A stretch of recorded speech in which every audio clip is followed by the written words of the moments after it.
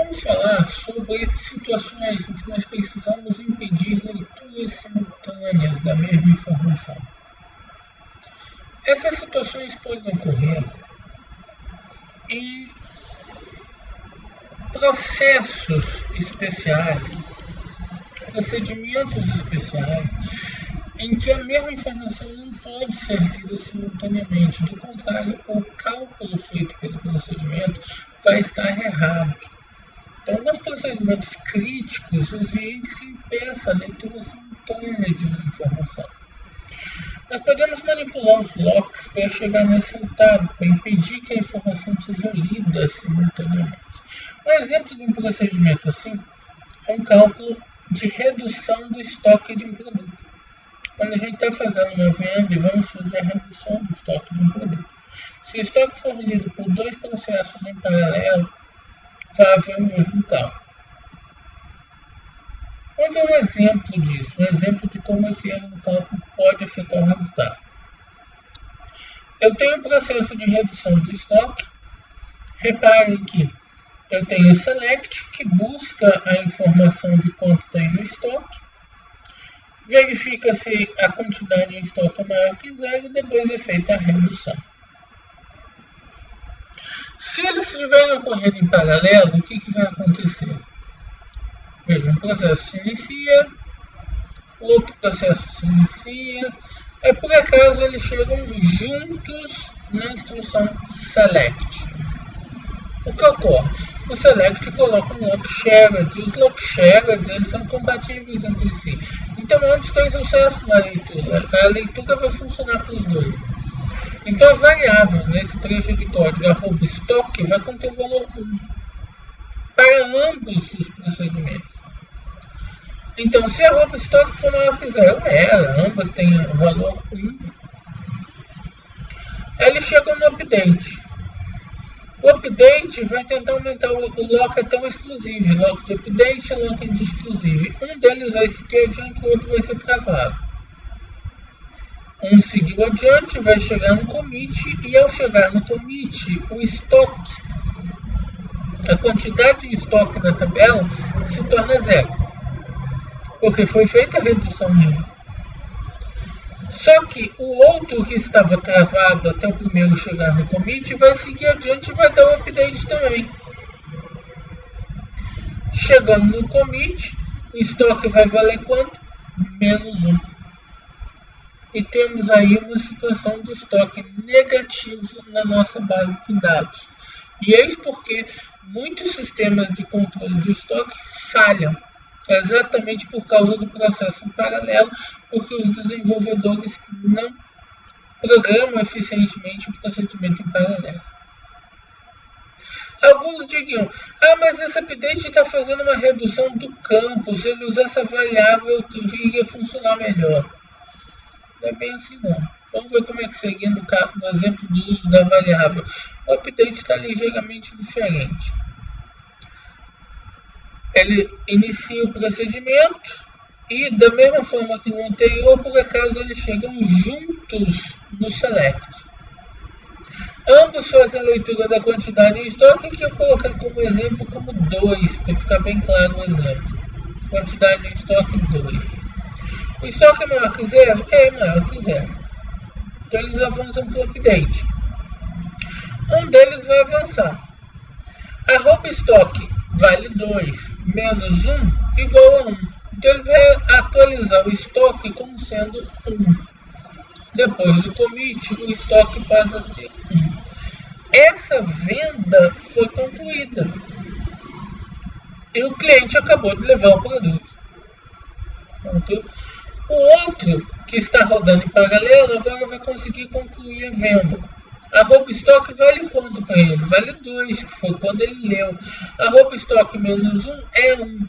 Então, o índice em estoque vai ser atualizado como 1. Um segundo cliente levou o produto. E o estoque foi atualizado como 1. Quanto eu tinha em estoque quando eu comecei? 2 produtos. Fiz 2 vendas. E fiquei com 1 no estoque. O que vai acontecer? Vão achar que está ocorrendo roubo na empresa. O vou achar que alguém está roubando estoque. Quando na verdade o que está acontecendo é um processamento em paralelo mal planejado. Como é que se soluciona isso? Nós podemos manipular os locks para solucionar esse problema. Se nós utilizarmos o lock de update no select com o lock hint, o PD lock no select, veja o que vai acontecer agora. Ambos avançam até o select, chegam simultaneamente ao select. Só que o lock de update não é compatível com o lock de update. Então um deles vai seguir adiante e o outro vai parar. Um deles fez a leitura da variável @stock como 2 e o outro parou. Se o estoque for maior que 0, é maior que 0. Então ele vai fazer o update de @stock menos 1. @stock é 2, menos 1, 1. Vai atualizar o estoque como 1.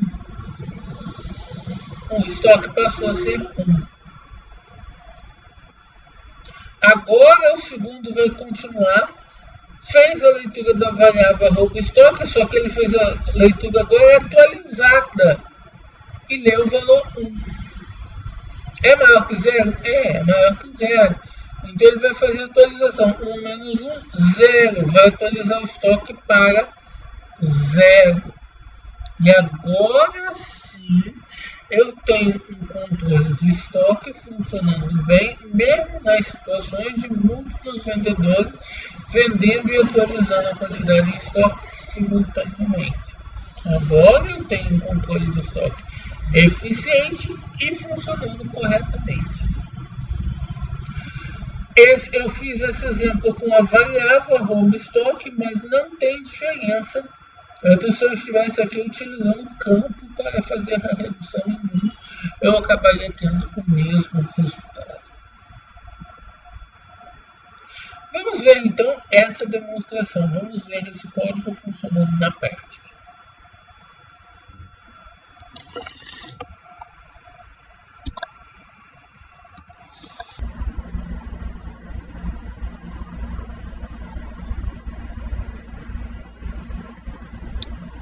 Eu tenho aqui um trecho de código.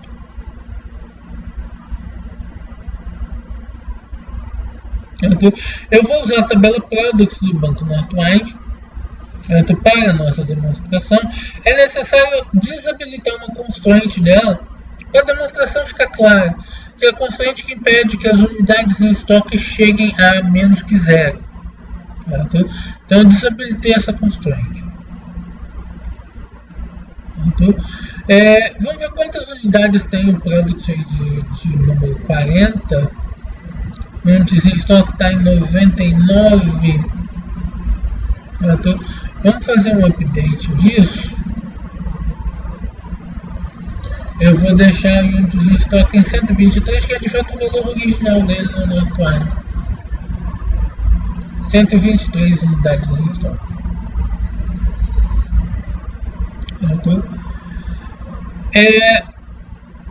Então, eu tenho aqui um trecho de código que segue um trecho de código que faz a redução do estoque. Eu declaro uma variável, declaro @stock int begin transaction. Eu faço um select do units no estoque. Eu não vou usar esse lock int por enquanto. Depois eu vou falar dele. Então eu faço um select do units em estoque. Se o estoque que eu selecionei for maior do que 0, então eu faço um update reduzindo ele em 1, fazendo a redução do estoque em 1. Então, eu estou fazendo um if estoque maior que 0. Então, na teoria de desenvolvimento de software, não poderia haver um erro. O estoque não poderia ir abaixo de 0. Na teoria trivial de desenvolvimento de software, mas não quando a gente pensa em processamento paralelo. E é essa a questão. Eu vou utilizar aqui o SQL Query Express, que é justamente para fazer esse tipo de execução em stress de uma query. Então, eu vou executar 13 interações, em cada interação vai ter 10 threads, então vão ser ao todo 130 execuções. Go. Ele já fez a execução. Vamos ver em quanto ficou o estoque do produto 40. Aí está. Menos 3. Por que o estoque do produto 40 ficou em menos 3? Olha, eu estou executando 10 threads em paralelo, o mesmo código. Imaginem quantas delas não chegaram neste select simultaneamente. Não chegaram simultaneamente a este ponto da execução. Possivelmente muitas dessas queries chegaram simultaneamente a este ponto da execução. Então elas leram o mesmo valor. Ao ler o mesmo valor, elas foram fazer a redução em 1 do estoque. Então acharam que tinha estoque, quando na verdade não tinha mais. E o estoque chegou a menos 3. Isso é um problema. Bem, vamos voltar esse estoque ao valor normal.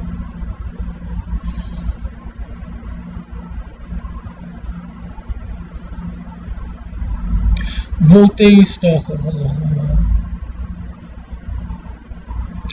Um desenvolvedor muito observador pode verificar: ah, mas na redução você não está usando a variável que você leu. Então você está usando o próprio campo. Se você usar essa variável, talvez isso fosse resolvido. Só para demonstrar claramente que não é o caso, vamos fazer um exemplo usando a variável agora. O update muda, tá? @estoque menos 1.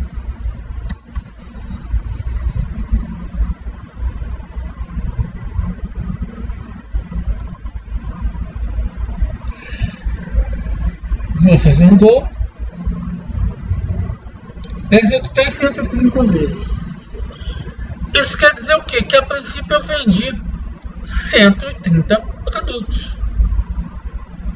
Quanto é que está meu estoque?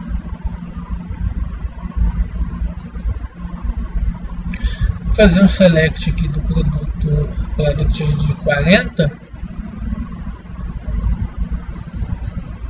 Como é que eu posso ter executado aquilo 130 vezes, fazer feito 130 vendas e ainda ter 70 unidades em estoque?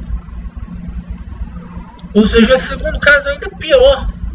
Eu não vou ver o estoque negativo, eu vou achar que tem produto sumindo do meu estoque, eu vou achar que eu estou sendo roubado, eu vou achar que alguém está roubando meu estoque, quando na verdade é um erro de sistema que causa um cálculo errado do estoque por causa do processamento em paralelo. Então, tudo isso por conta dos locks default que são mantidos.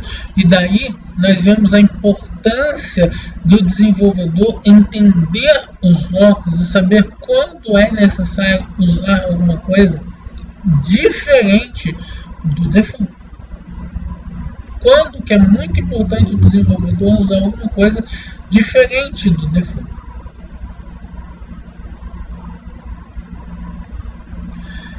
Então, como é que a gente resolve esse problema? Se nessa query eu aplicar o lock hint, o PD lock, esse lock hint obtém lock de update e mantém esse lock de update até o término da query, até que a query se complete.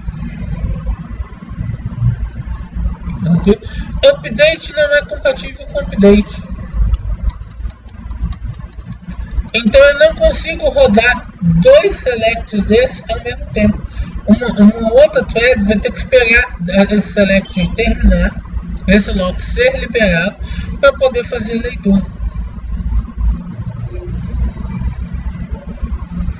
Vou pegar esse trecho de código para fazer a execução.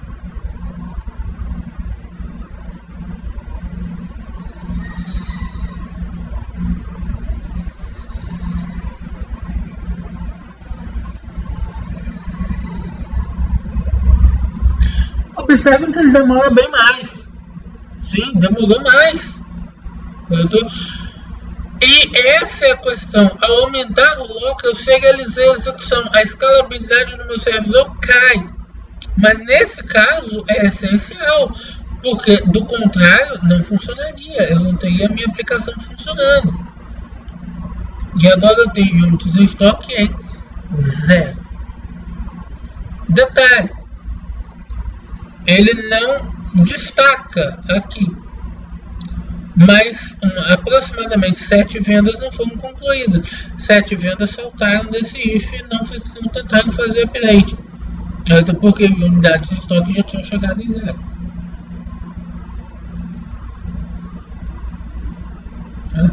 Então, neste exemplo, eu posso usar o upd lock, o lock de update, para fazer com que este processo não possa ler uma informação errada. Para garantir que ao ler a informação, essa informação é exclusiva dessa transação e outro processo não vai pegá-la. É claro que outros processos que não estejam usando o PDLock ainda podem ler a informação. Podem, mas o mais importante no meu caso são o processo de atualização do estoque.